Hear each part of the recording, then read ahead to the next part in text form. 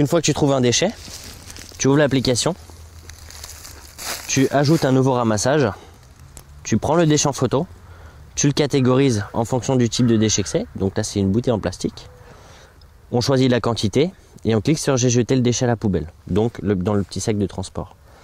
On prend en photo le déchet dans le petit tote bag ou dans le sac poubelle que vous avez pris. On valide et puis on recommence. L'utilisateur, plus il ramasse de déchets, plus il gagne des points. Et ces points cumulés sont échangeables contre des bons d'achat chez les partenaires. En règle générale, c'est un minimum de 100 points, donc on va dire à peu près 30 minutes de ramassage de déchets.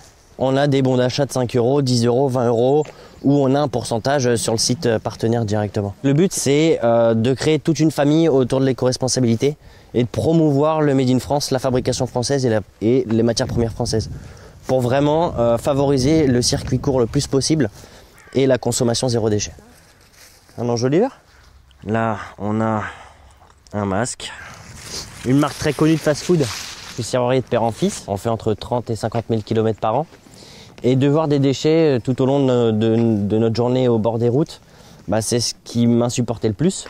Et en tant qu'artisan et en tant qu'habitant dans une petite campagne, entouré d'agriculteurs, on consomme, on consommait et on consomme toujours le plus local possible. Donc on avait le petit agriculteur du coin qui fait ses œufs, sa viande, ses pommes de terre, ses fraises. Donc on essaye vraiment d'avoir une consommation locale. Donc je me suis dit pourquoi pas relier les deux. Donc d'un côté favoriser le ramassage et de l'autre transformer sa consommation. Tout ce qui est produit français dans l'éco-responsabilité le plus possible est beaucoup plus cher que si vous allez consommer chez un grand distributeur.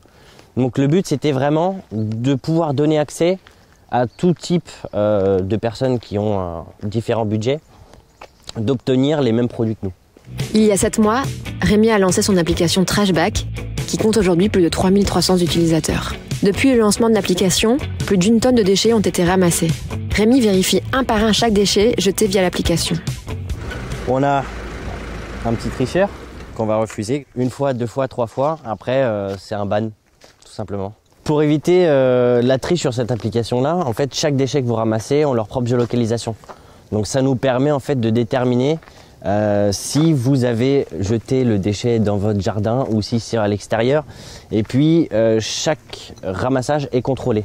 Donc on a vraiment les photos du déchet trouvé avec son point géographique, la photo de l'action finale avec sa propre géolocalisation. Le but, c'est de refaire ressortir les gens, que ça soit pas une corvée de ramasser, mais plus un plaisir de recréer des petits groupes de ramasseurs, de redécouvrir la nature. Voilà ce qu'on a ramassé en une petite heure de balade. Donc un enjoliveur, franchement de tout, des canettes, des bouteilles en verre, du papier, des cartons, des mégots. Franchement, c'était une belle petite balade bien productive. Maintenant, tout fonctionne en donnant-donnant. Il faut motiver les gens, sinon ça va pas fonctionner. Moi, à l'avenir, ce que j'aimerais réellement, c'est que mon application ne serve plus à rien par la suite. Ça veut dire qu'il n'y aurait plus de pollution. Mais bon, c'est inimaginable.